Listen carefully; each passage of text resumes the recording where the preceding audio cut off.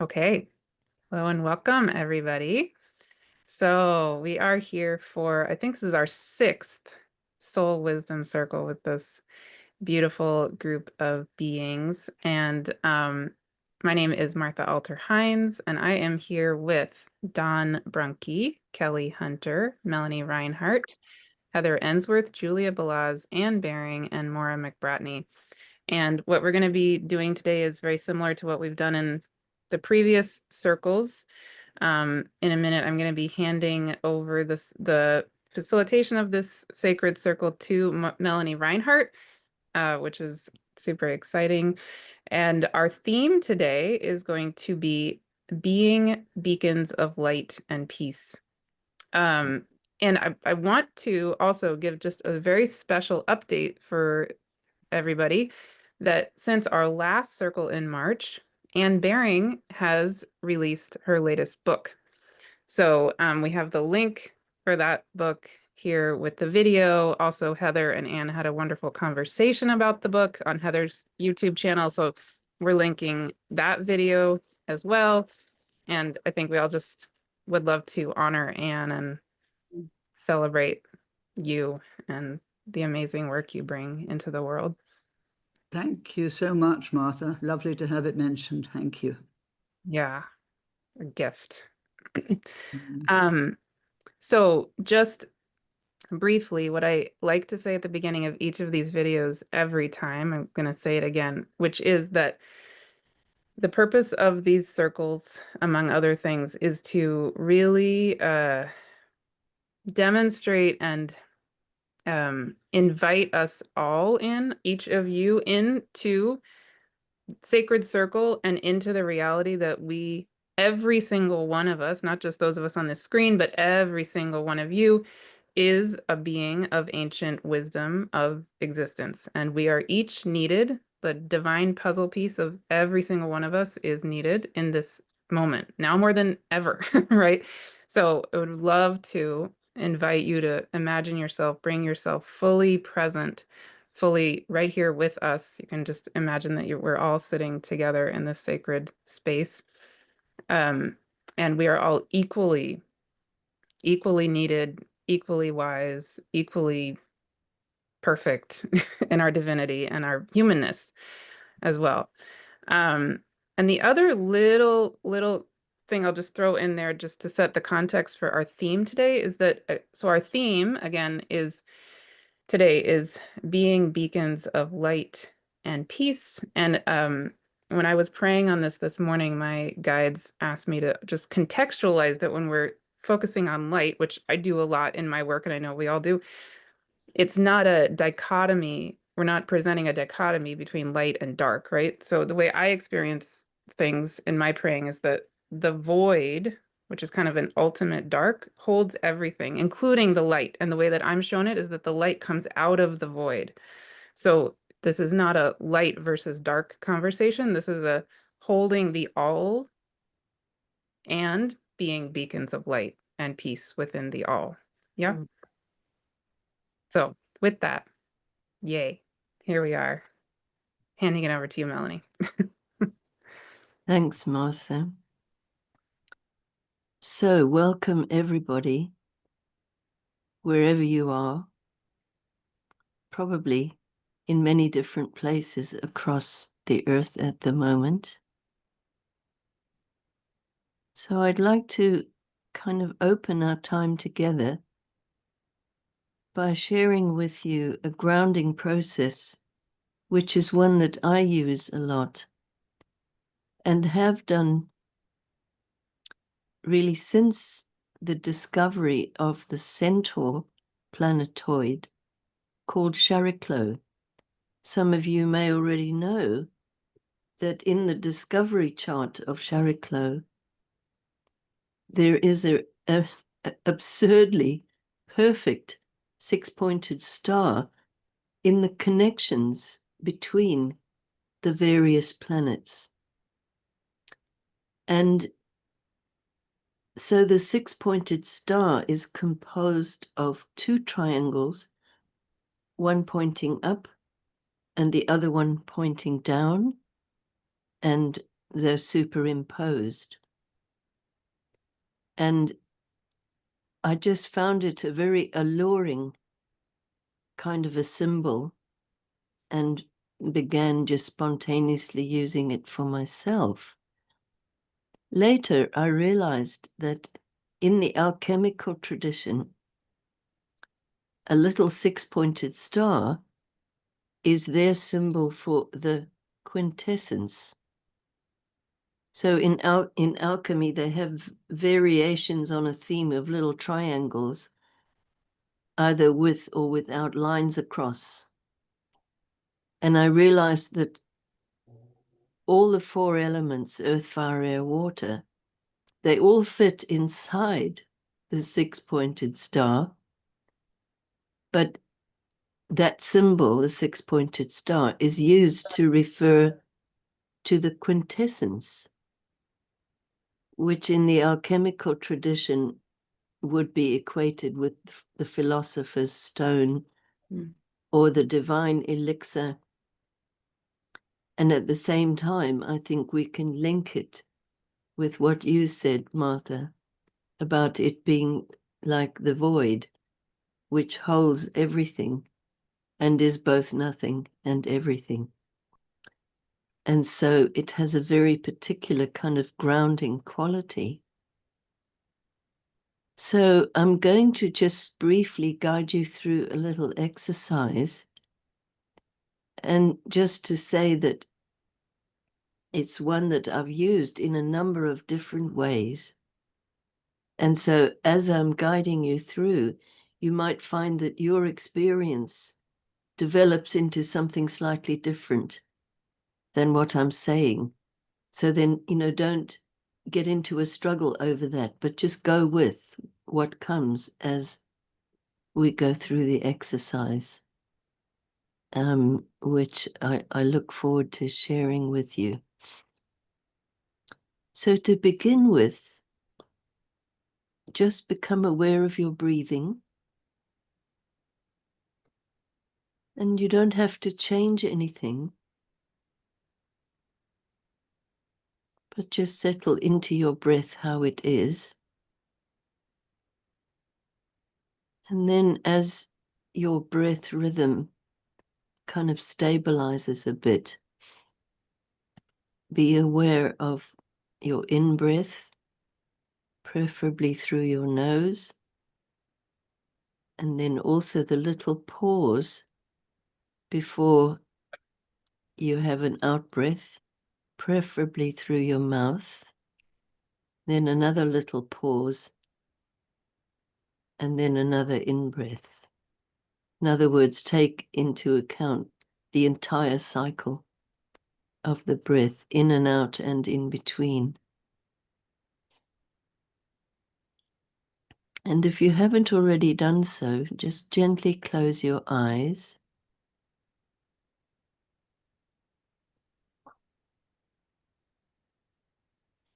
And beginning with being aware of whatever you're sitting on, let yourself just feel physically supported.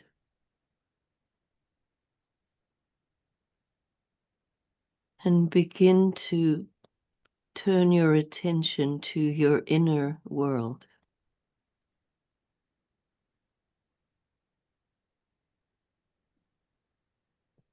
And in this inner world, you see very far above your head a star shining and glittering. As it gets closer to you, it's kind of descending into contact with you.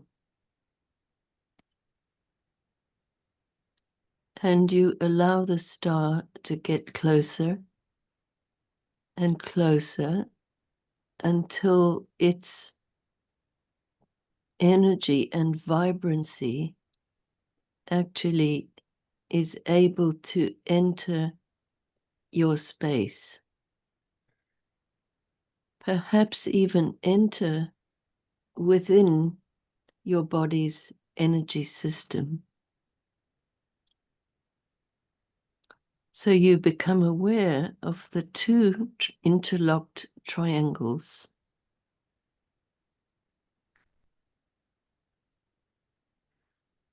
The point remains above your head,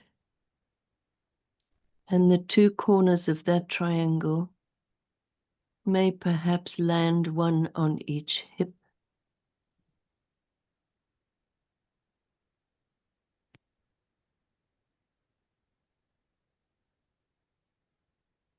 So there is the upward pointing triangle, and the downward pointing triangle begins way below your physical body in the earth being that holds us. And the two corners may go up to each of your shoulders. And in the middle of this is the heart space. So in your imagination, allow yourself to be centered in this heart space, surrounded by the six-pointed star of the quintessence.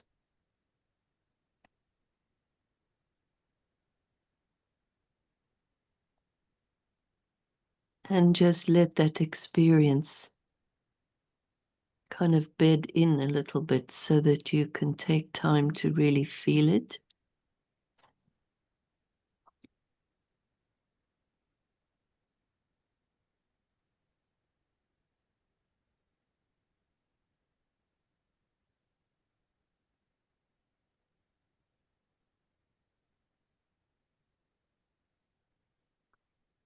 And then you become aware that everyone on this call, whether on screen or there in your own home, are also like beings containing this six-pointed star, in the middle of which is the heart space, which has a very gentle glowing flame there, like an etheric flame. And furthermore, that actually everybody everywhere has this same structure as a human being.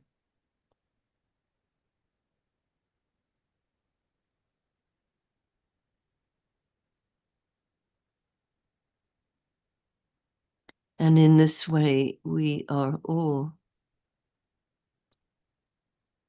beacons of light and peace.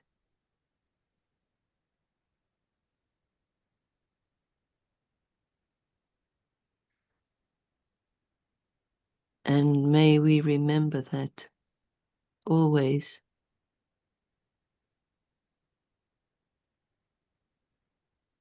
So in your own time now, become aware again of where you're sitting and feel the support from your chair or floor or cushion. And let yourself become aware of the sounds around you in your room,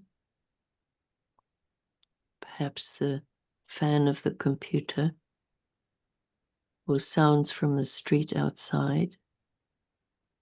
So let yourself tune into the sounds around you, and when you're ready, just open your eyes. Open your eyes into the sacred circle in which we will spend time together.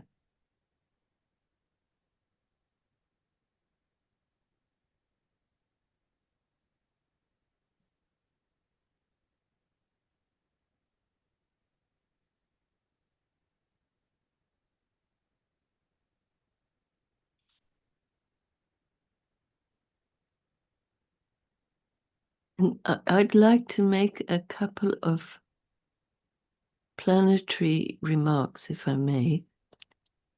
There are so many things astrologically that are so interesting about what's going on now. But I just want to specifically mention two. One is that on the 9th of June, just gone,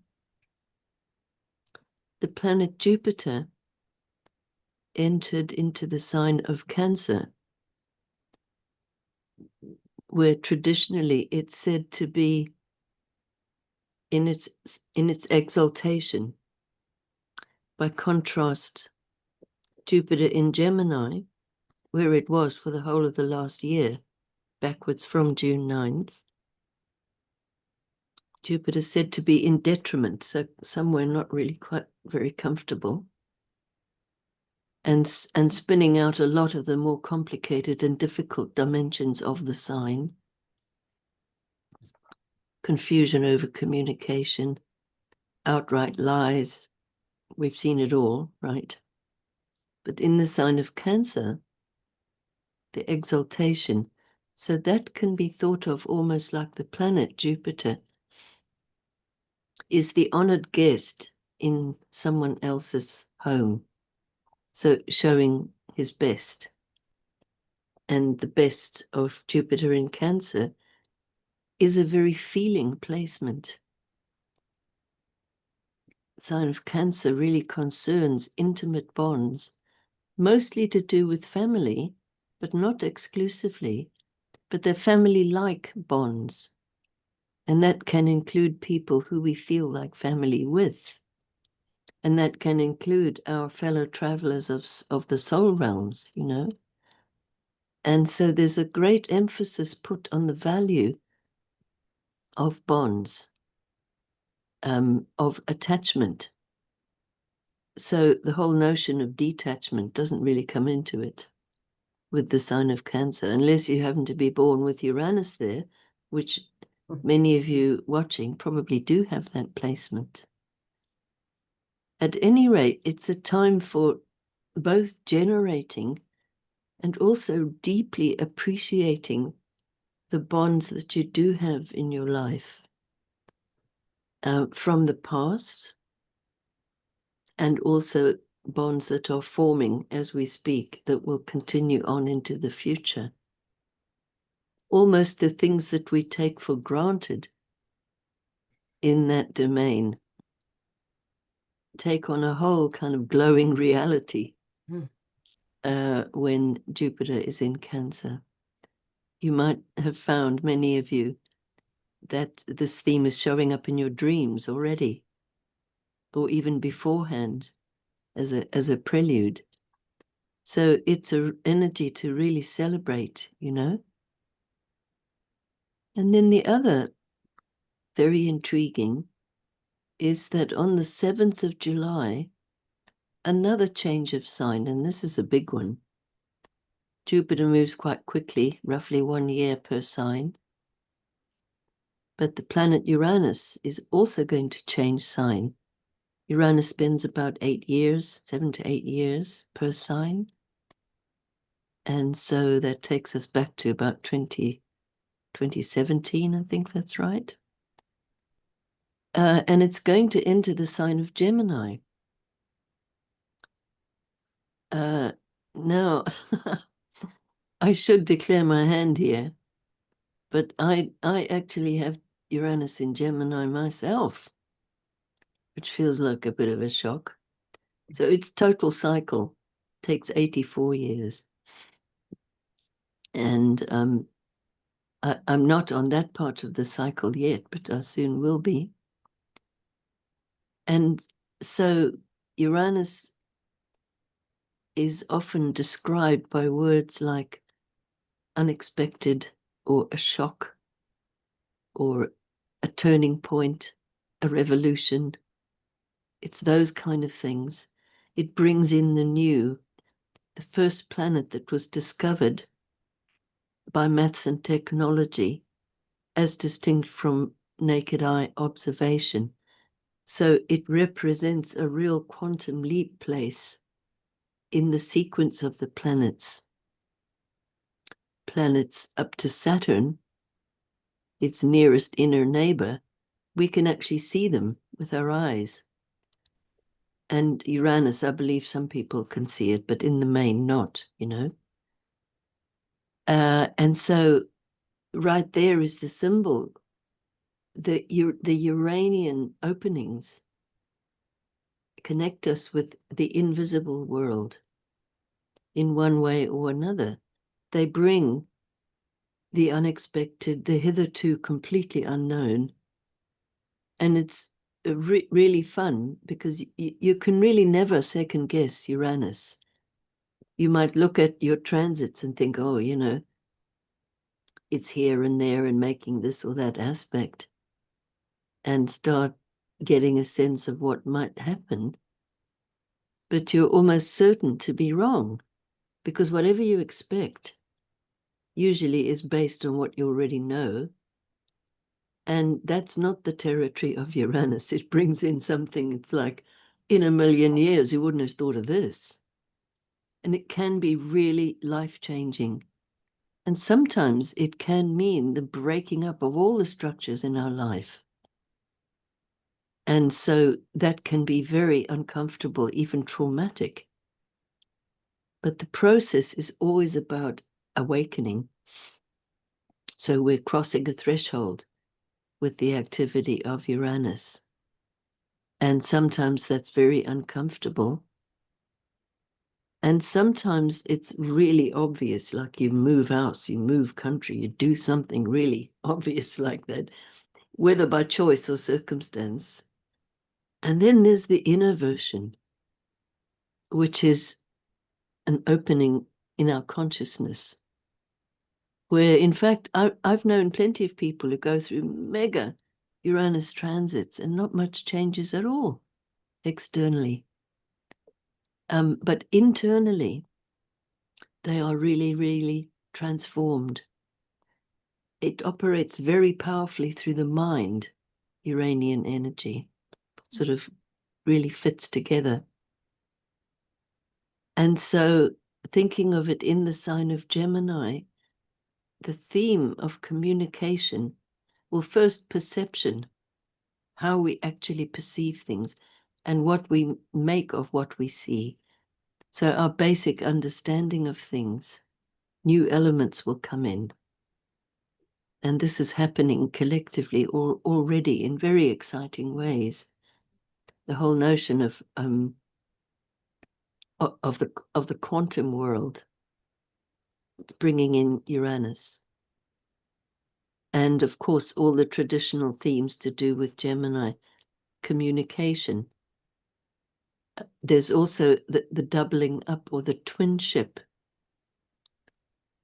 Things go in pairs or twos. And in many of the mythic stories associated, they can be twins who are at war with each other, fighting with each other in one way or another.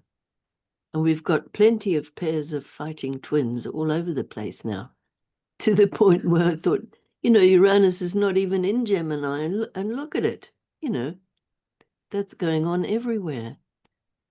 But even deeper, there's something about our relationship to the whole realm of duality anyway, existentially and philosophically.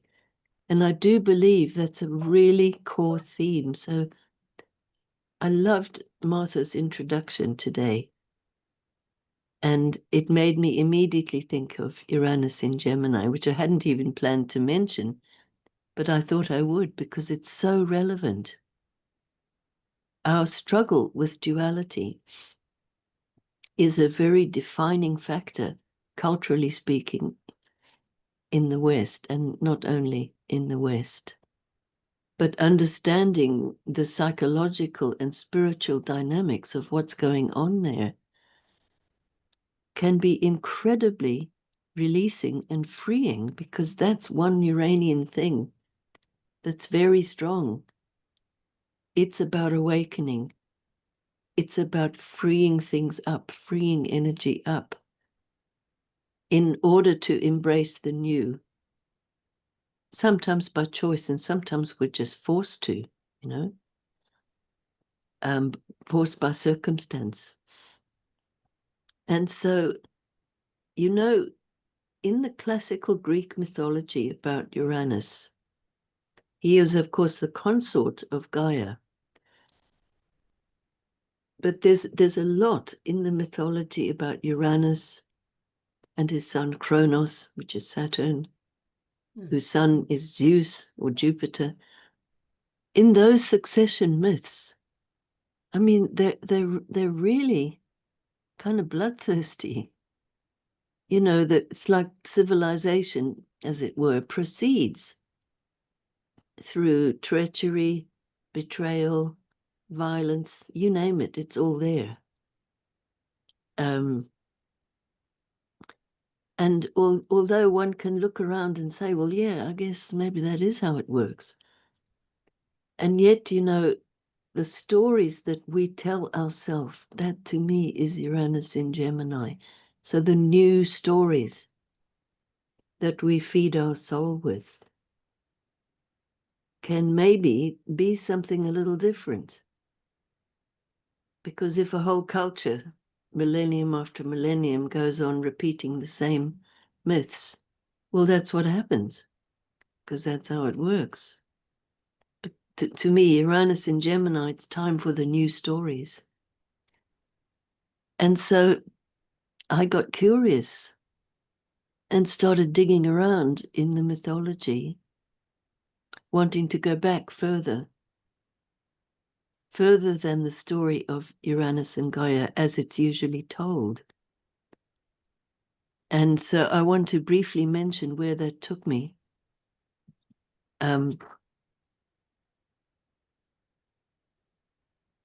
So I'll just mention a brief quote here.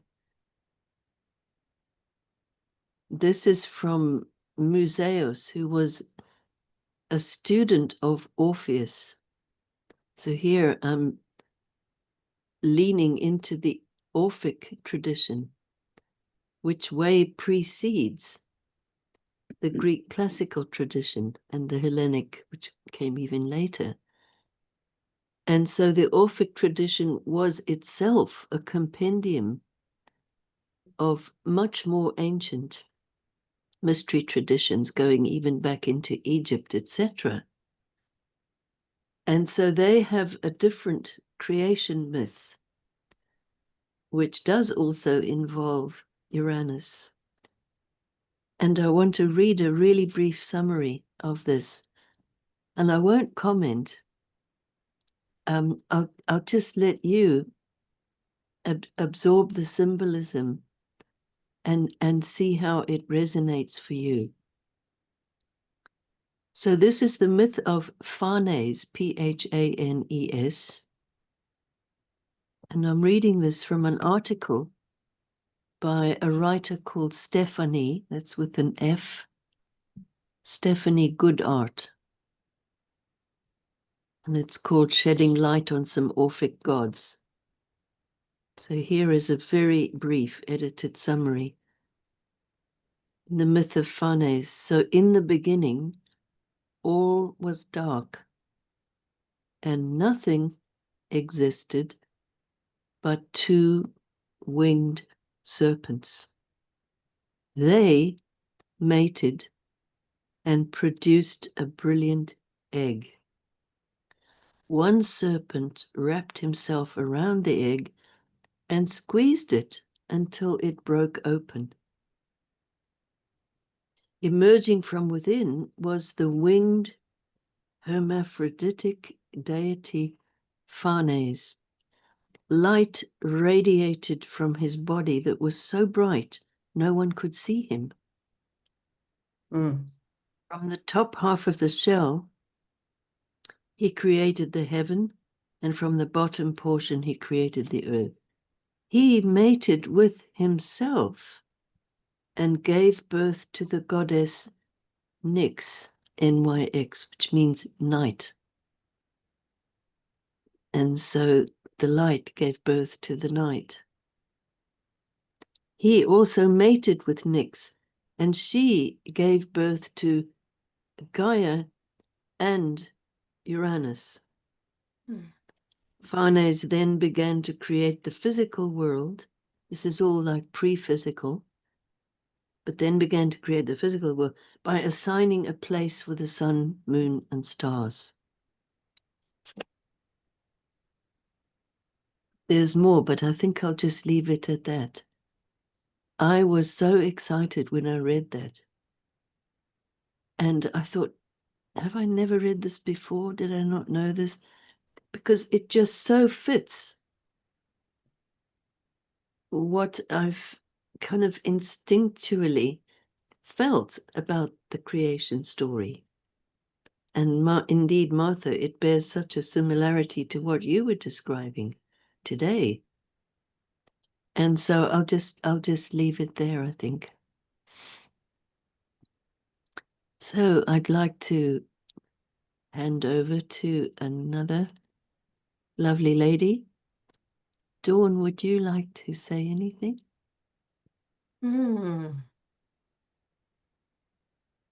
I would, but this was very deepening and yet expanding, huh?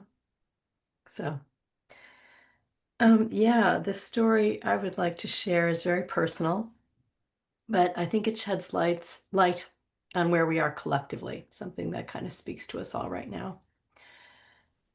So we're going to get from the very expansive to the very physical, okay? So a few months ago, a crown popped off one of my teeth. And my dentist created a new crown and replaced it, but something wasn't quite right. And later he discovered that there was a tiny infection between the root, which had a root canal, so it wasn't painful, and the crown. And that little infection was trapped, between the two, held between the two. It was really hard to reach, really hard to resolve. So we tried all these various out-of-the-box treatments to avoid surgery. And while I'm still working with it physically, I also began to explore it metaphysically.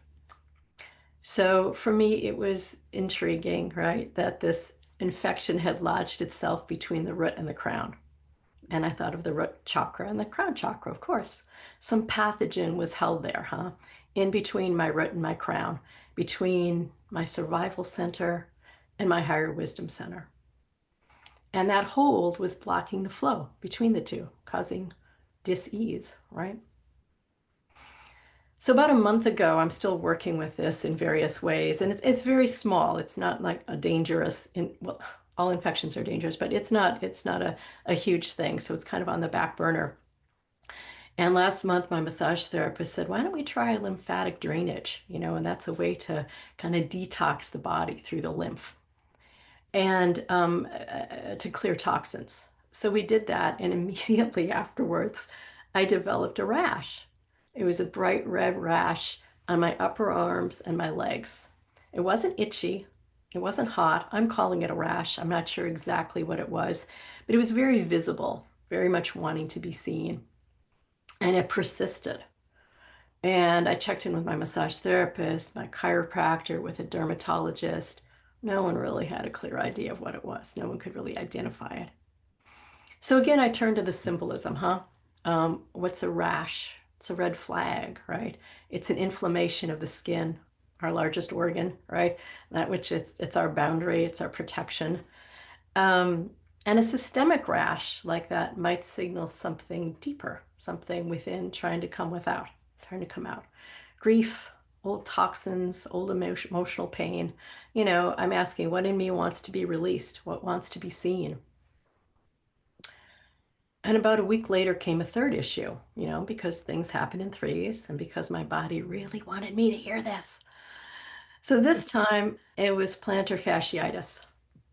That's an inflammation of the fascia, that band of connective tissue that, wraps around the foot. It links the heel to the toe. So we're dealing with the sole of the foot, I tell myself, how we move forward, right? How we connect with the earth. And the word soul, S-O-L-E, sounds very much like soul, S-O-U-L. So it makes me wonder, what in my soul is calling for attention here, right? What needs to be stretched? What needs to be heard, acknowledged? And it must be something important, because all these three things, and also because plantar fasciitis really hurts. Yeah, it speaks loudly. So over the last few weeks, actually, I've been living with all three of these: the infection, the rash, the heel pain, and because I'm me, I'm talking to them. I'm asking, what do you want? What do you need? What are you trying to tell me, right? And a few days ago, Martha, when you told us the topic for this one, I'm thinking, well, what if this isn't just personal? What if this is also a reflection of exactly what's happening in the world today? That infection lodged between my root and my crown, it's like a global blockage, right? There's something unresolved. There's the root of our collective foundation, our security, our safety, our survival is disconnected in some way from our higher awareness, our wisdom, our compassion, our spirit, And this type of infection tends to fester. And it's not news that we're currently seeing breakdowns everywhere, right? In leadership, mental health crises, a lot of spiritual bypassing, symptoms of a world whose root and crown are no longer in a graceful flow. The rash, that visible irritation. I think that mirrors our overstimulation, our overstimulated, inflamed world, right? A rash says, this is too much stimulation, too many toxins. It's an emotional and informational overload, an overwhelm, right? So the skin kind of our society, our boundaries, our agreements with other countries, our agreements with each other, our once, which we call it cultural norms, all being tested. So I think the collective rash reveals itself very clearly in polarization, in inflamed political views, inflamed personal views, mass media, social media allergies, kind of to honesty and integration and discernment. And the earth herself is showing us the rash, right? Breaking out in rashes, fires, floods, earthquakes, volcanic eruptions. All of this signs of deeper tensions within, rising to the surface, craving some sort of energetic release. And the sole of the foot, to me, that was the most important, our connection to the earth. It hurts.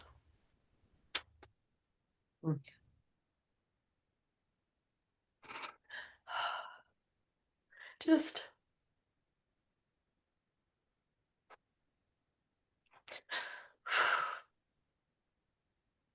so many people in pain right now.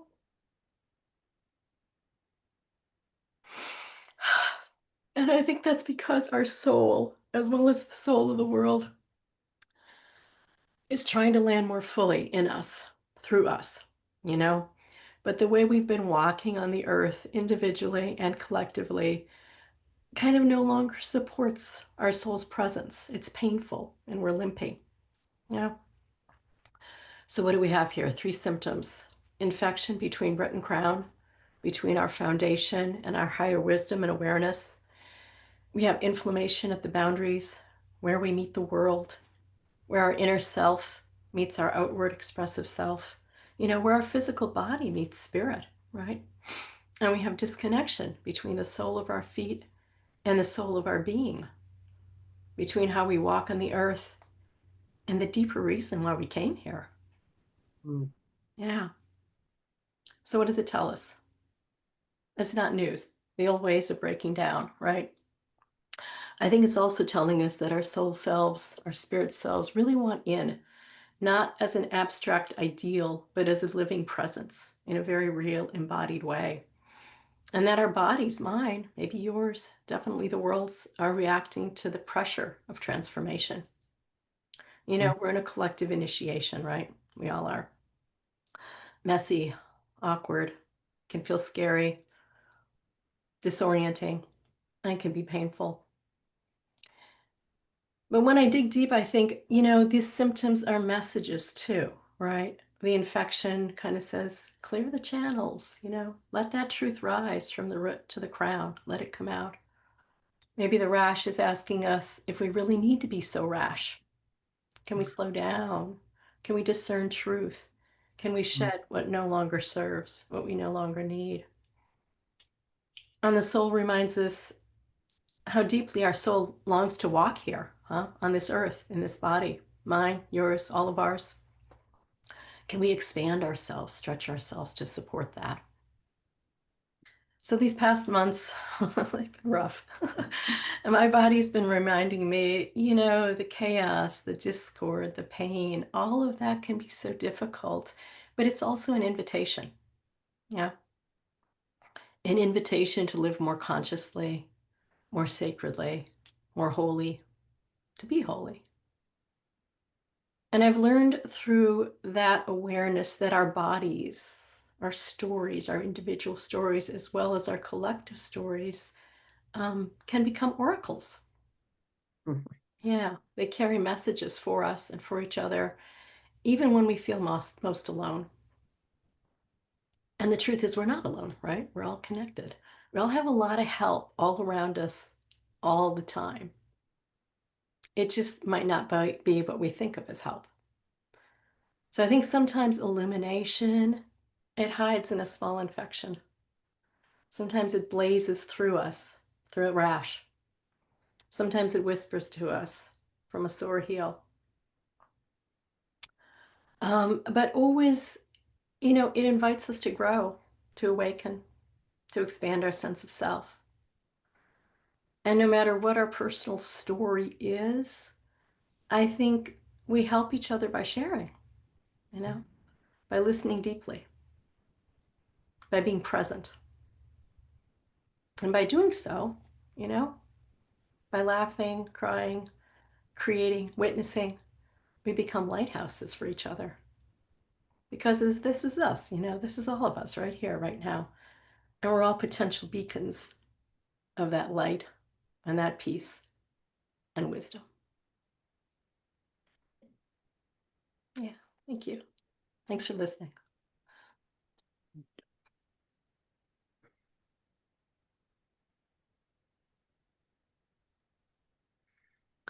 Thanks so much, Dawn. That was really beautiful. Thank you. Julia, would you like to go next? Thank you. I would like to start with thanking Martha for creating this beautiful container. It's such a gift to be in the presence of grounded wisdom as we are here today.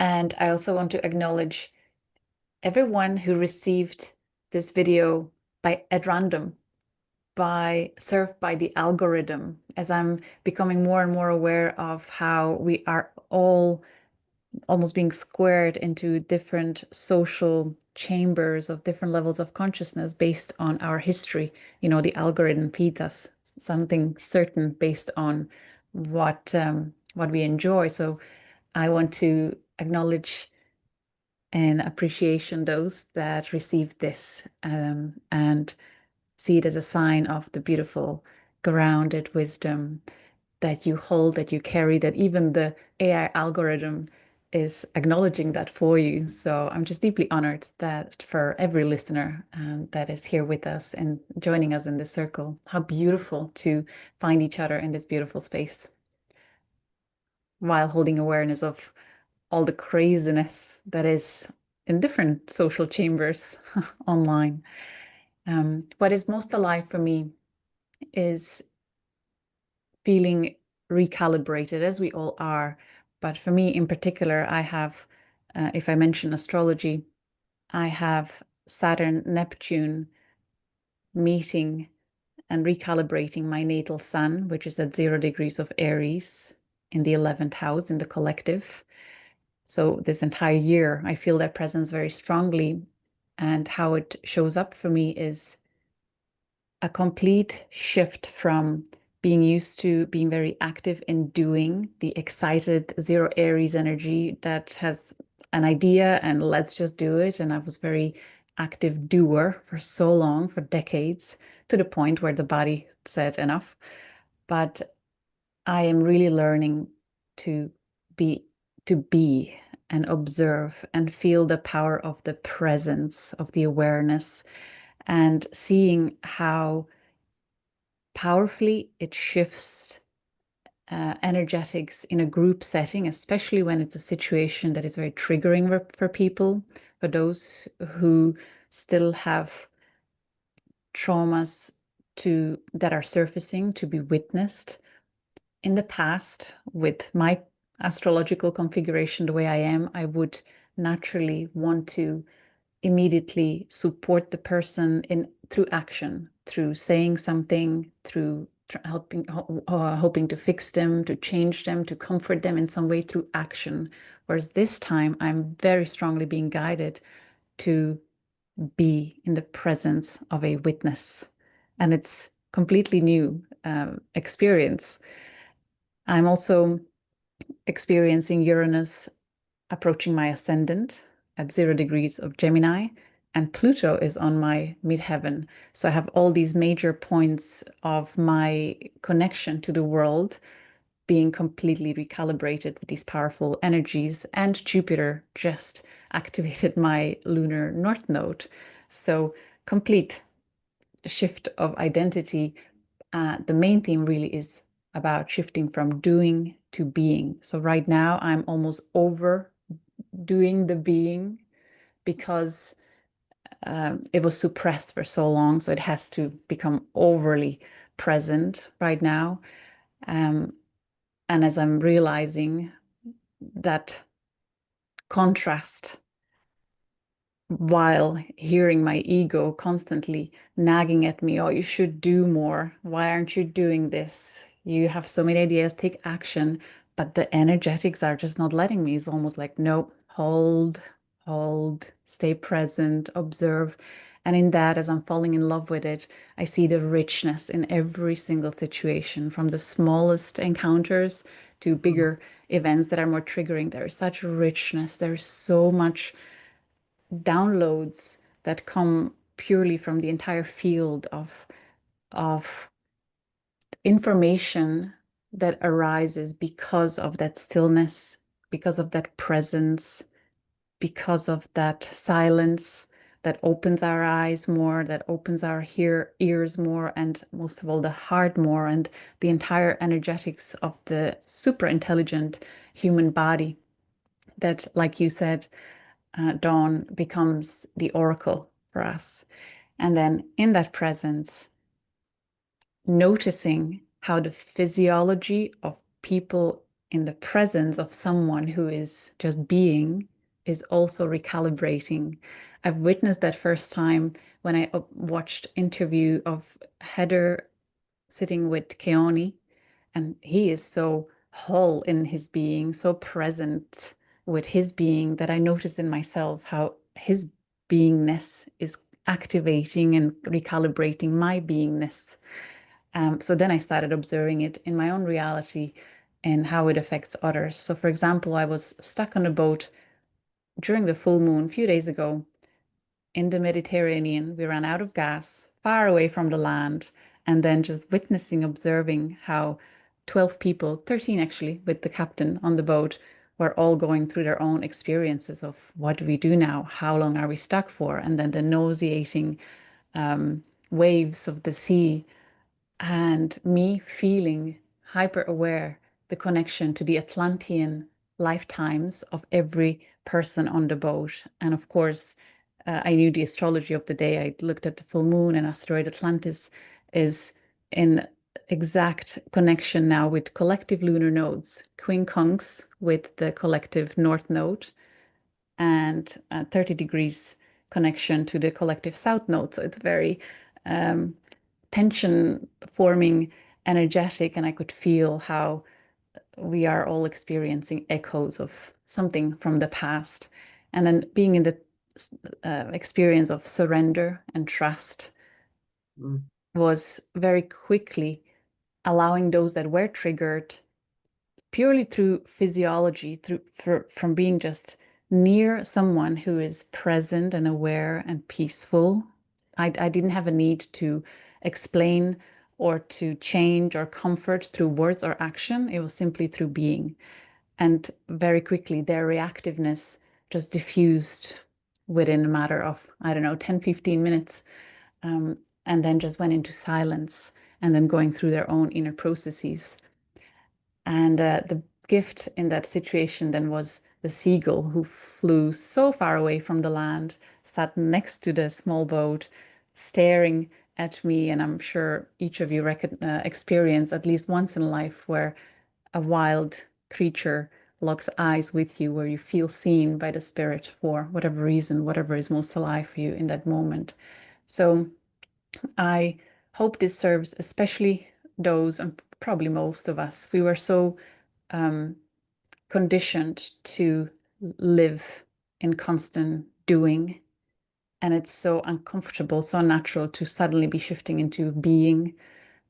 So I would really hope to inspire you to release the guilt of shifting into beingness as you recognize the power of that energetic intelligence that operates on so many levels. It's really quantum, and how much you actually serve the individuals and the collective and your own oversoul that is able to then come more deeper into the physicality of your body. There's something really powerful and beautiful. I'm sure it's nothing new here that I'm sharing, but this is what is most alive for me.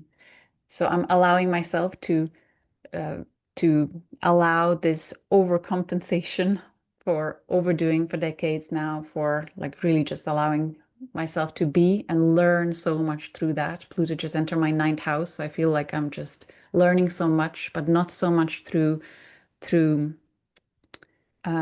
external media, but much more through the field that is present in every situation, communicating and recalibrating the conditionings.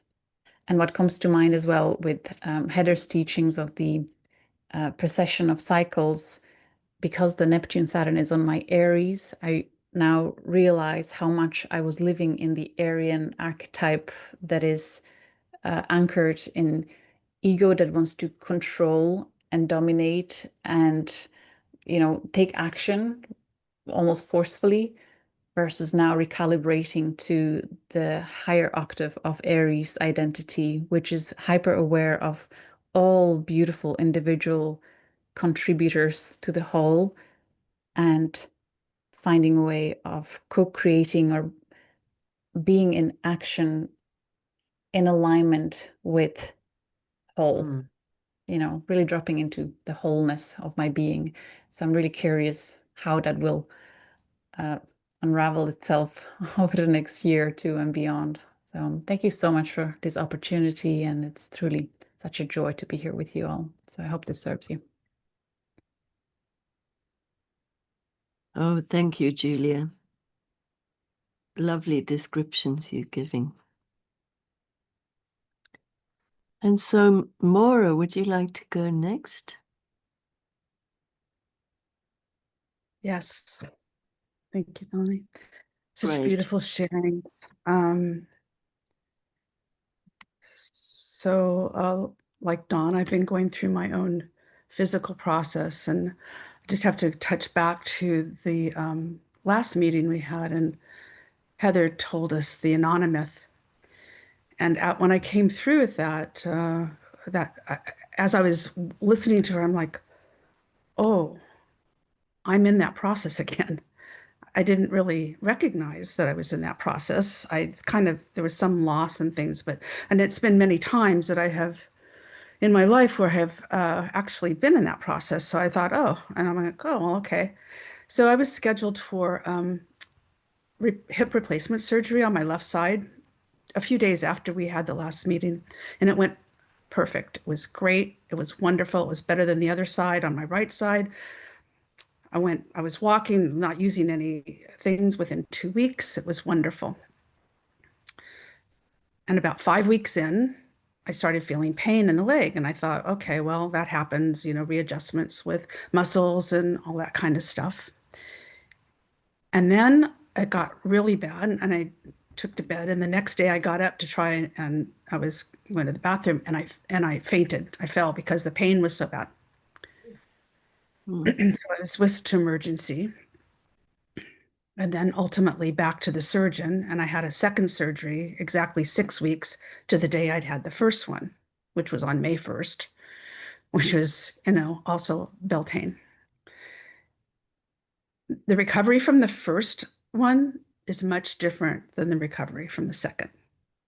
This is unbelievably slow, painful, and obviously on my left side. So that's a whole thing with the feminine and the wounding of the feminine, which I have spent a lot of my life, you know, looking into and studying on the collective level as well as personal. So I'm in a place where I think I'm kind of in Nana, maybe coming off the meat hook now, but I'm certainly not all the way back up. And I went to a PT person yesterday. They said it'll be 3 to 6 months to get myself functional again. So this has been a year of like all the pain of the hips before, which is a foundational piece in our bodies, right? I mean, we need our hips. We need them to work. We need them to walk. We need them to do everything. And I'm walking with a limp right now, so I can relate to you, Dawn. And the whole year leading up to the surgeries was very painful. And then the surgeries have their own pain, and now this. So obviously I'm being stopped. My body is my teacher. There is no way around that. She knows what she wants to do and where she wants to take me. I am not in as fluid of an explanation at this point as I felt like you were, Dawn, in your situation. I'm in the process. And I can't really tell you all the different ramifications. I know some things, but you know, the daily routine is, can I get up? Can I get to the bathroom in time? Can I, you know, go down the stairs? Can I get up the stairs? And that's been my life for the last 6 weeks. Plus a lot of in-home nursing, a lot of, I mean, it's down to basic survival to a certain extent. Mm.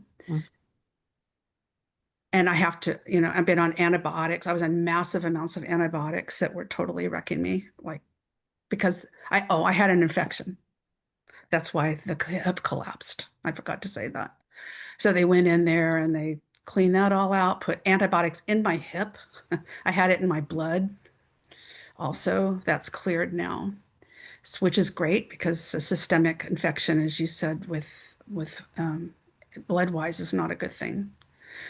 So it's been quite a process. And I was taken back into the place where I'd been several years ago, when I kind of collapsed in my 40s and really couldn't get up. And they diagnosed me with MS at that time. And I didn't know whether I was really going to make it or not make it. But I knew something bigger was going on.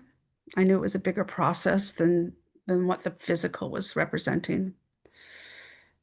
And so it's taken me back in that place of, yes, all these other things are going on. And yes, it's difficult. And the only place to really go is centering and being in the heart center and allowing that paradox in the heart center, which the heart center can handle of, yes, I am not functional right now. And I'm not well, I guess I'm well enough, but I mean, I'm not functioning as well as I did. And I'm whole and I'm healed and I'm in alignment with the divine. And so holding those paradoxes, those opposites of knowing both things are true at the same time, looking at the masculine and feminine dimensions in this process that I'm going through, and how the feminine is being so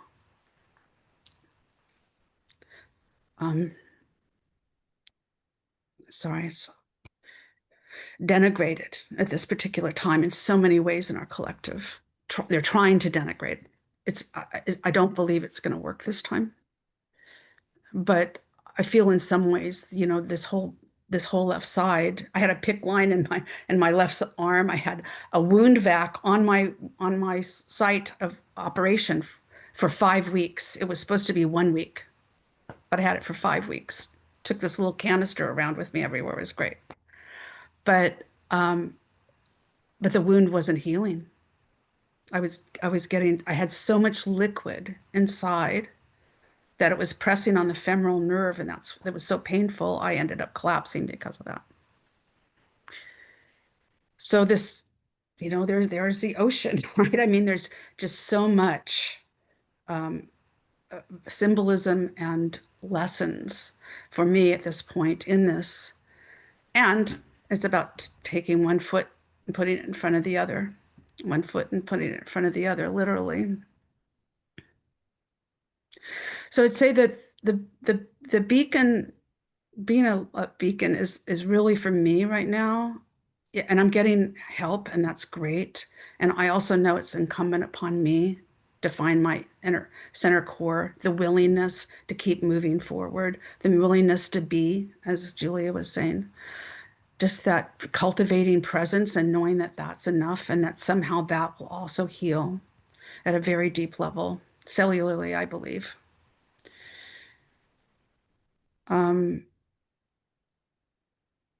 But it's that place of the heart. To me, the beacon is the heart center. It's the activated heart center that's alive and can, and we all have that. We all are that, where love is, but love in all its very forms. The paradox included in that, as you were saying, Martha, with the dark and the light. It's not exclusive. It's not one or the other. It's both and. So these kinds of physical lessons are so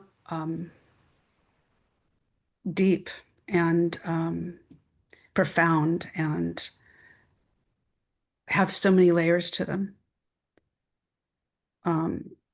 And I would just say at this point, like I said, I'm still uncovering and still seeing, and what are the losses? What do I need to let go of? What do I keep letting go of?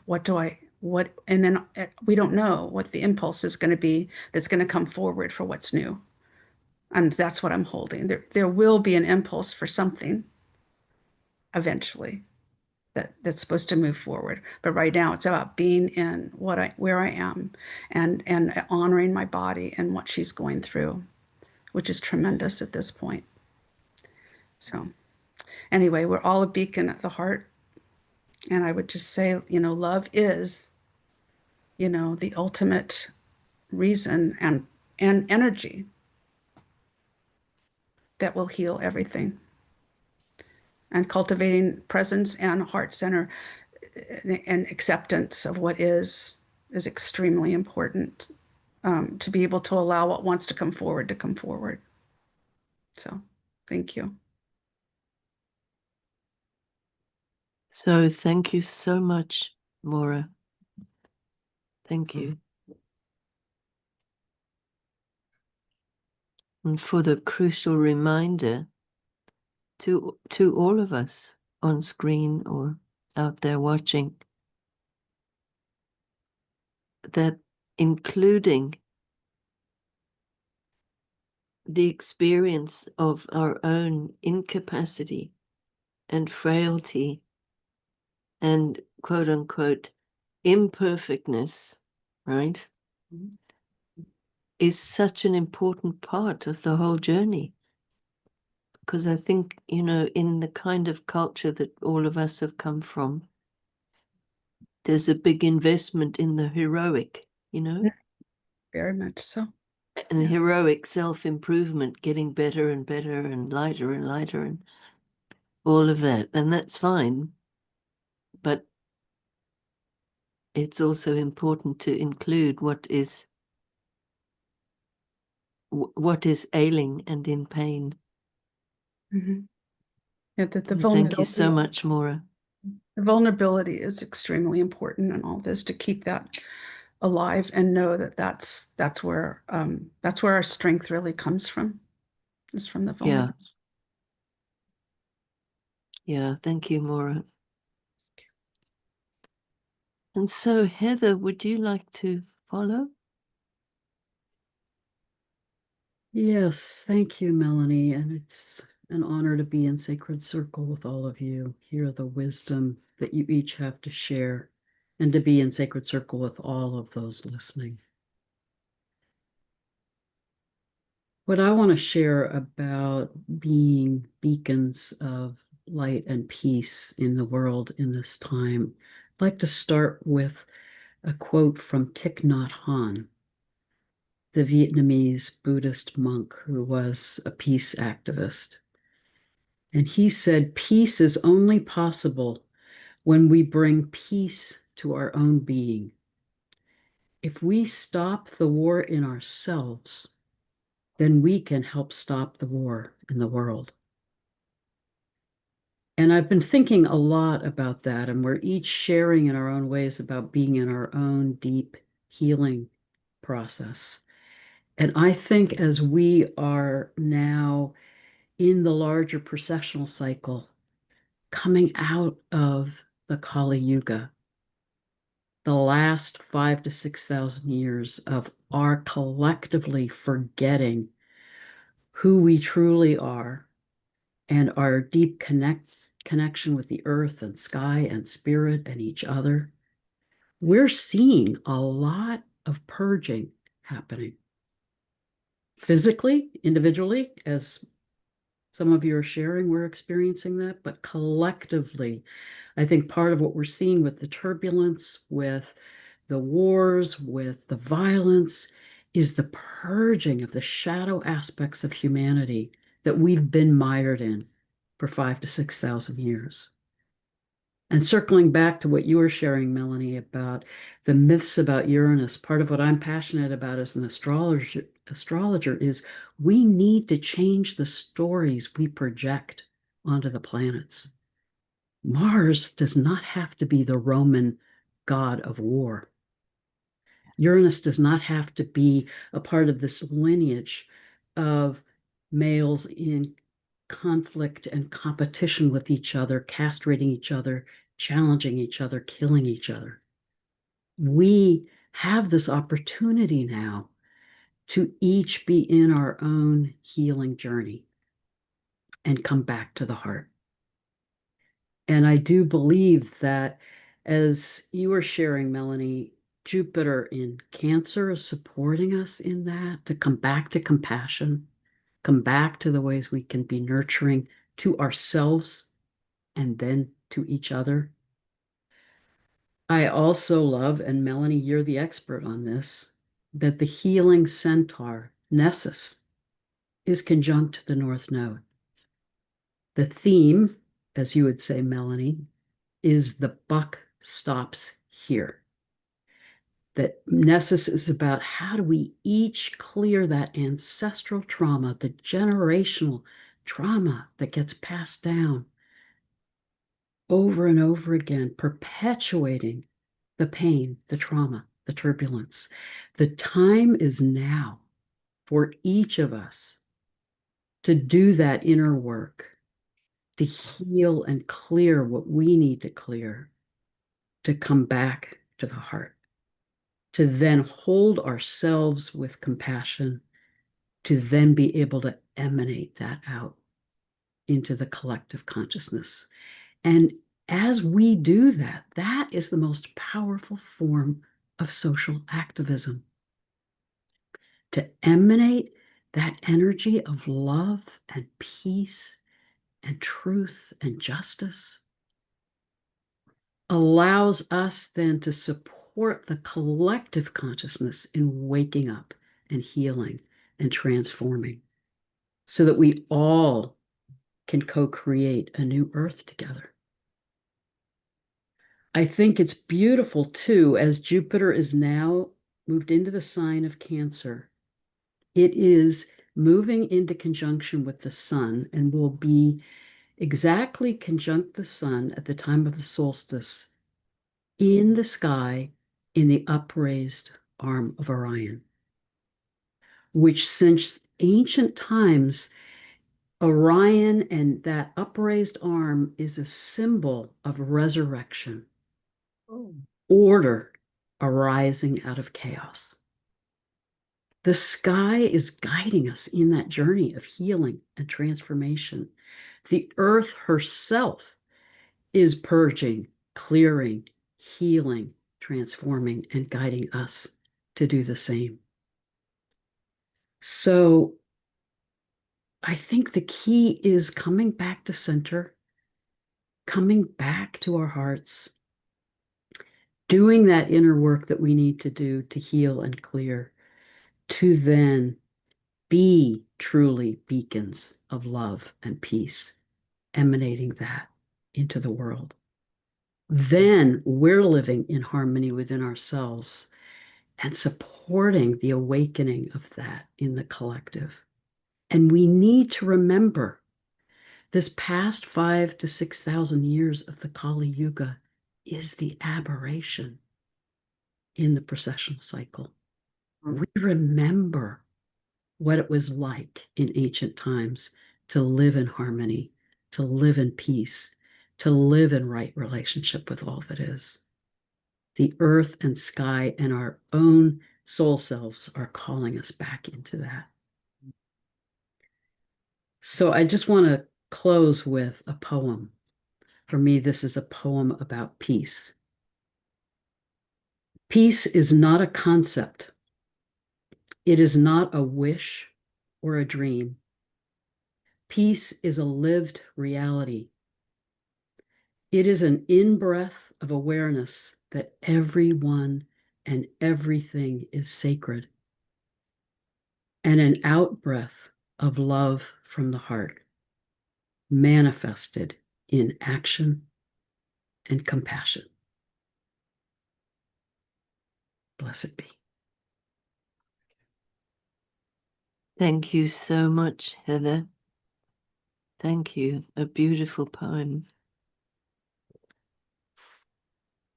And so, Anne, would you like to speak next?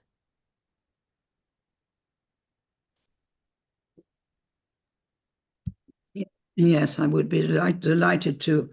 And I would like to thank everyone who has spoken, because I've learned so much from listening to you. And you've been focusing on the physical and the relation to the transcendent, and you've done it all wonderfully clearly. So I think everyone listening will have benefited by what you have spoken. So I thank you. And I would say myself that having overdone the physical, finishing that index for my book, I've been completely incapacitated for about a month, unable to walk, unable to move, in great pain at night, having to take painkillers all the time. I've seen a chiropractor 6 times in the last 3 weeks, and he is fixing my body. But I just wanted to say the most important thing in my book was the first opening thing by William Blake, everything that lives is holy. So I would like to follow what Heather said with that. And also the whole theme of really what I think is so important is that we have to change our image of God, because it is so stuck in the past, and it's fueling these terrible conflicts between the different patriarchal families, so to speak, who see themselves as rivals instead of as brothers. And so this is the most important thing that I think said in my book, and which I'm also talking about whenever I can. So I've now got a frog in my throat because it's so difficult to express what I want to say. But unless we understand that nature had been split off from spirit 2,500 years ago with the loss of the goddess who represented nature, we can never heal the split in us, in our nature, between nature and spirit, between the earth and the heavens, so to speak. So we have to bring together these divided parts of ourselves, understanding where that great break in the umbilical cord between nature and spirit came from, heal the break and restore it in ourselves, which I think what is all the body work that we've been doing, all of us, is about, including me and my back, because the back is a symbol of the unconscious, and also the lower part, a part that I need for walking. I've always been able to walk. Now I can't walk. I can just stagger. I will be able to walk, the chiropractor says, but it will take time. And I have to be patient, like all of you, like poor Maura has to be patient. And Julia, to move from doing to being takes great patience. And Dawn, too, with all her triple affliction, so to speak. We're learning so much from each other and so much from what's going on in the collective, because we can see that there's no hope for the future unless we change our image of the divine, an image of God, to understand that everything that lives is holy, in Blake's words, and that we've never understood that because we've been looking at parts instead of wholes.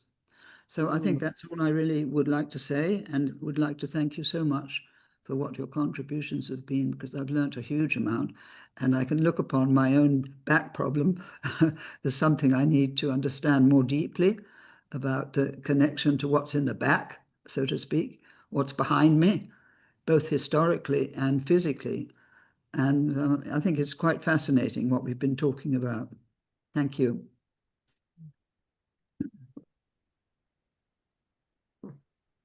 Thank you so much, Anne. And I'm sure I speak for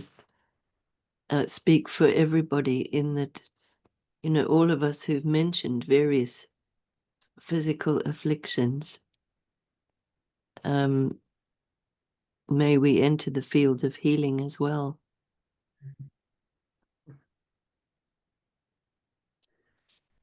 So, Kelley. Well, so much, so rich. I'd like to start with a poem.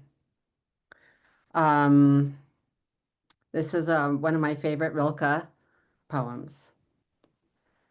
I live my life in widening circles that reach out across the world. I may not ever complete the last one, but I give myself to it. I circle around God, that primordial tower. I have been circling for thousands of years, and I still don't know. Am I a falcon, a storm, or a great song? I think that's where we're at now. It's like we're like kind of in a sort of identity crisis time. And we can come back to the fact that we essentially are light, that we are essentially the divine, and we're circling around ourselves. So I'm going to let you know what my physical thing is, and that's been my skin for like, gosh, a good number of years now. And realizing that the skin is the biggest organ in the body and it detoxifies, but also it's the membrane between our inner world and our outer world. And I've been doing quite a lot of consideration of myself in relation to others. And with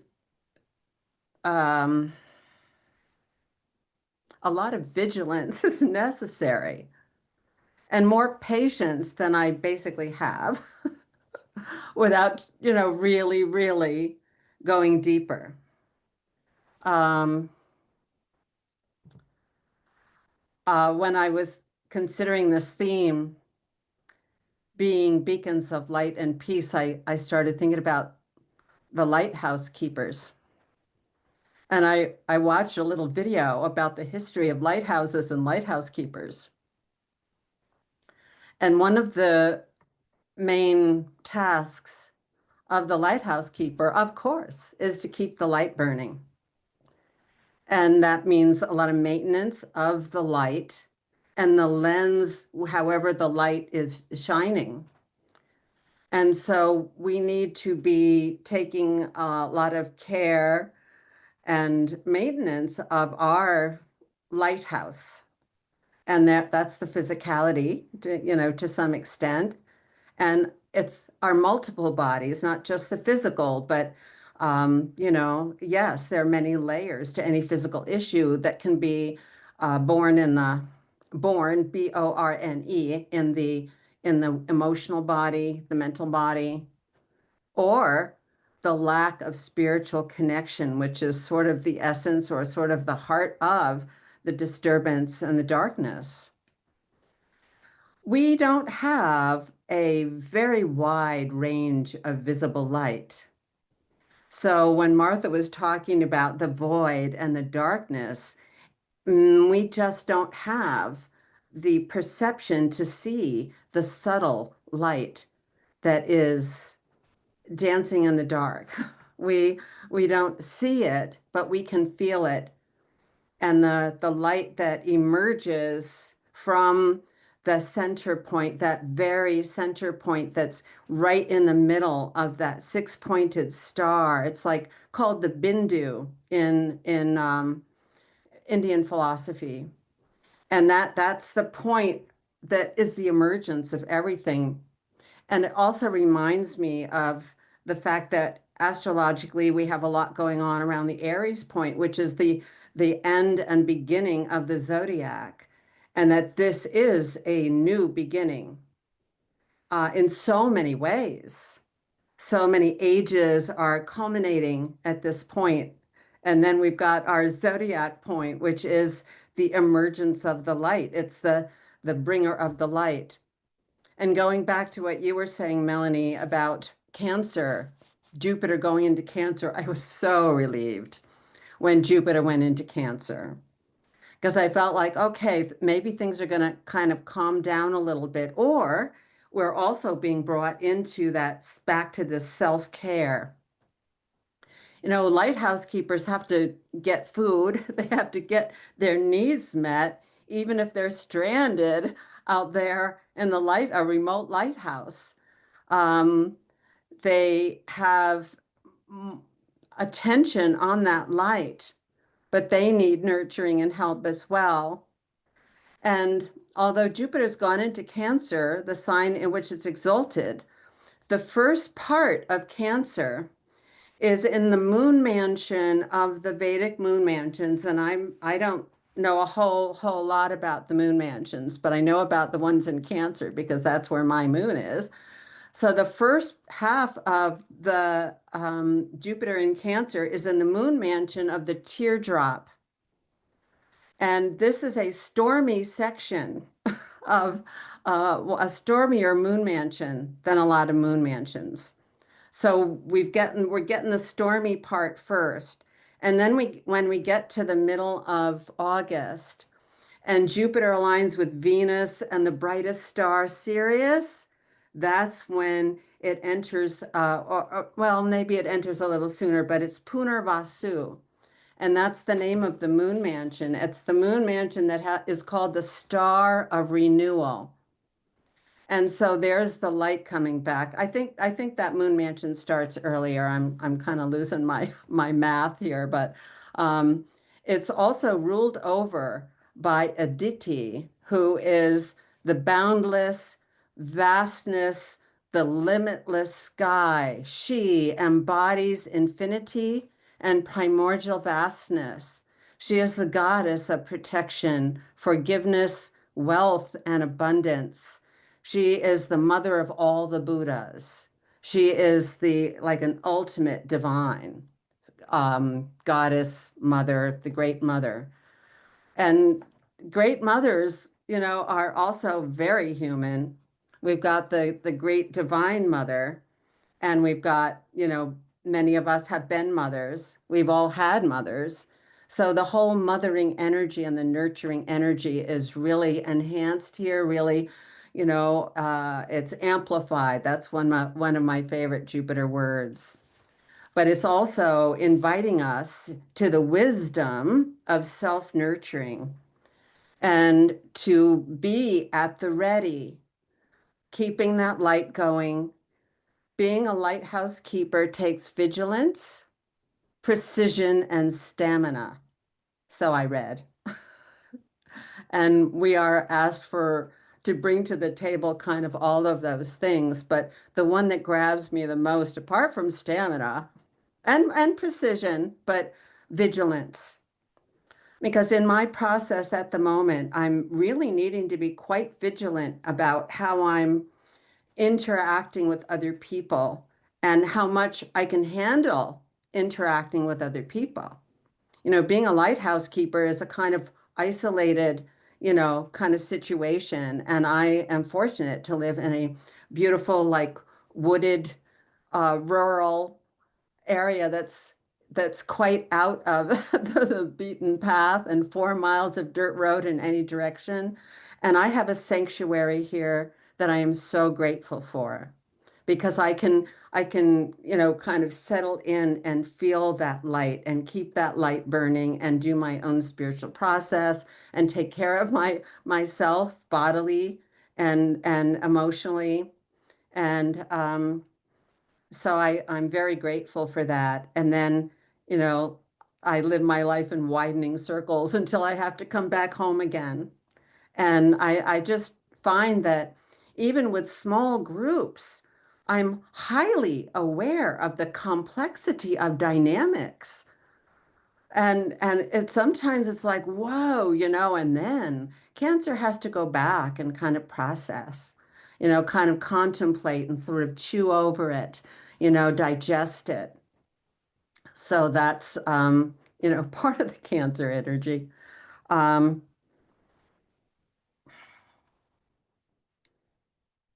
so I did want to mention that subtle light that we can't see with our physical eyes, that we have to tune into, and maybe it's being in the dark, in the solitude, at times. You know, and lighthouse keepers have to be ready to do rescues or to signal when there's fog. They have to respond to emergencies. They have a big responsibility. And, you know, bringing that back home, you know, to take care of ourselves, I think is part of that. Um, so I want to end with another poem. And this is Henry Wadsworth Longfellow. And I was like searching for poems about the lighthouse. He wrote one called The Lighthouse. And I'm only going to read 2 stanzas because it's a longer story. And as the evening darkens, lo, how bright through the deep purple of the twilight air beams forth the sudden radiance of its light with strange, unearthly splendor in the glare. Steadfast, serene, immovable, the same year after year through all the silent night, burns on forevermore that quenchless flame, shines on that inextinguishable light.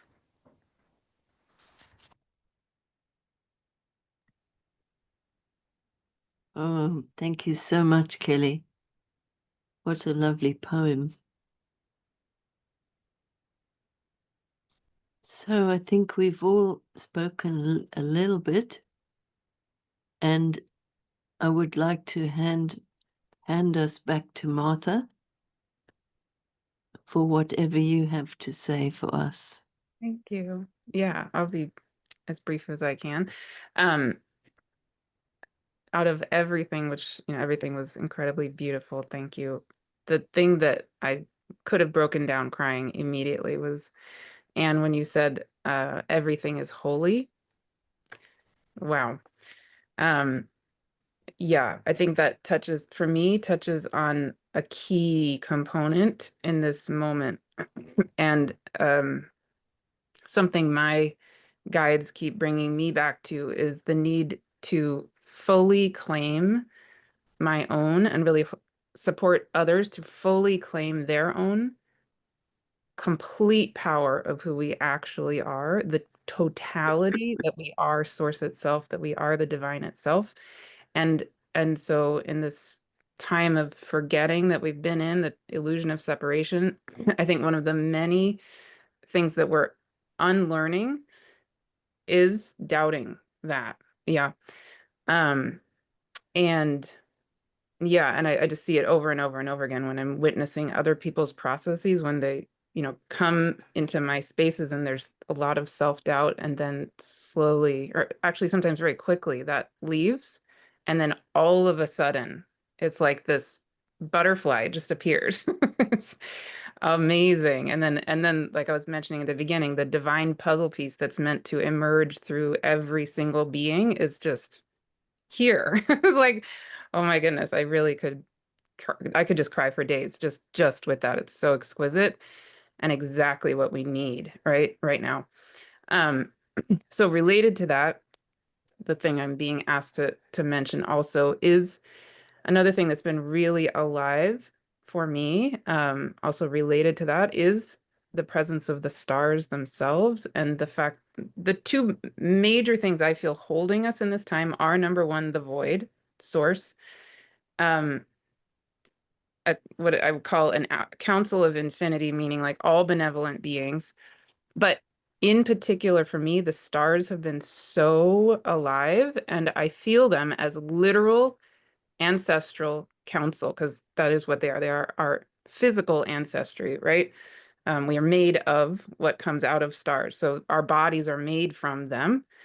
And I think, going back to what Julia said about switching from the doing to the being, among so many other reasons that that's so helpful and key, is because we know neurobiologically that helps us come from more maybe a fight or flight mode into the parasympathetic nervous system, which helps to turn on the part of us that is relaxed and open and suddenly can have these bigger solutions, the bigger picture answers come in through us, right?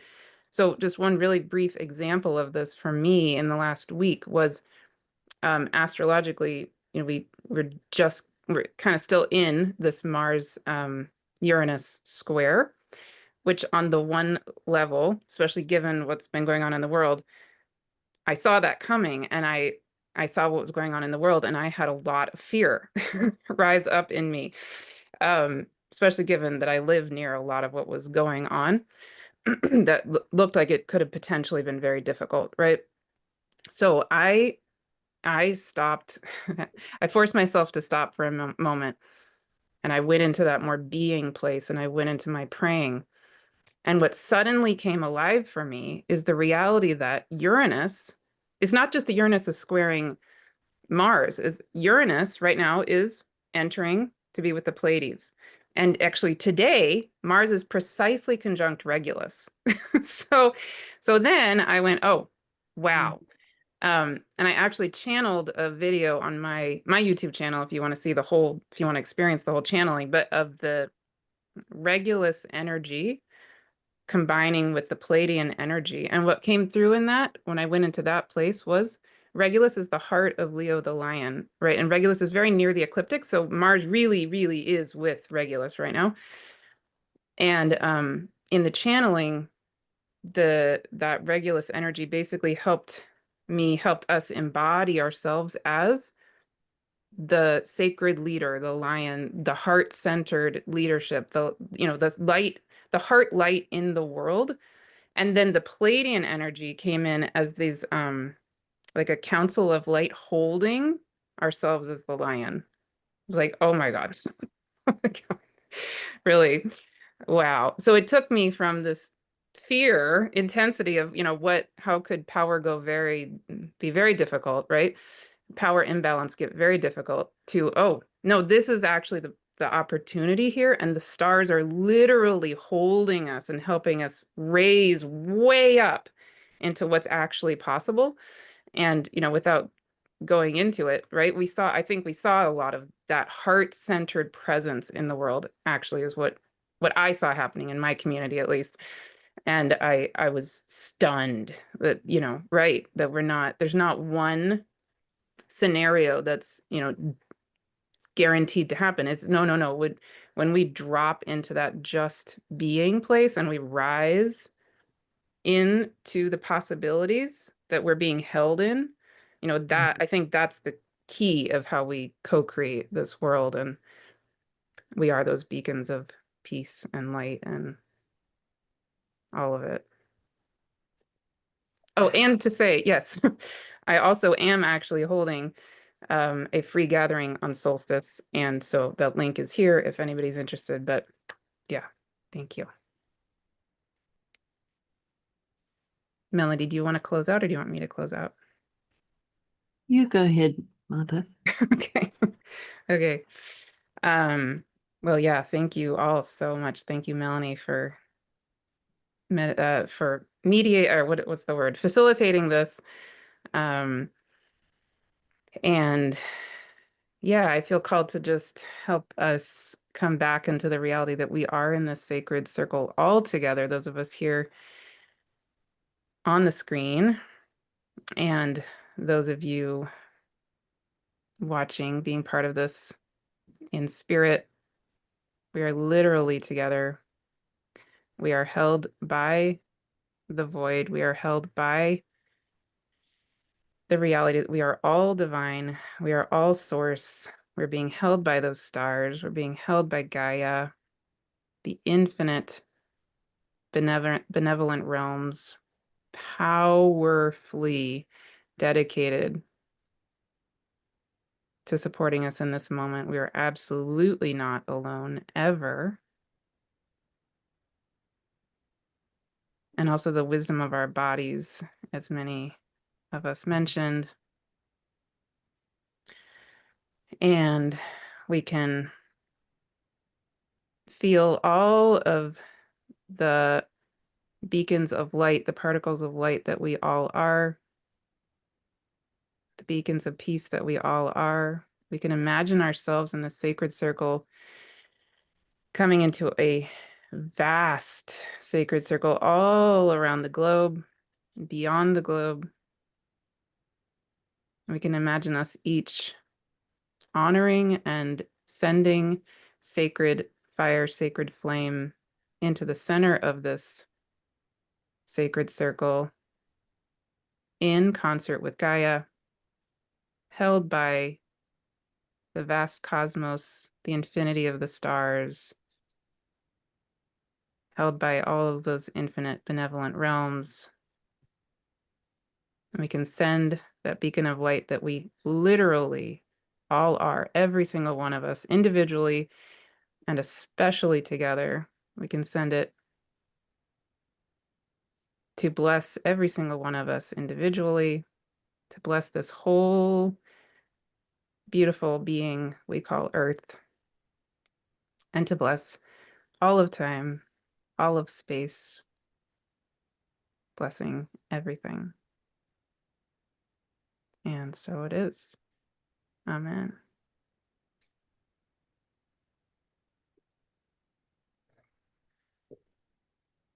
Thank you all so much.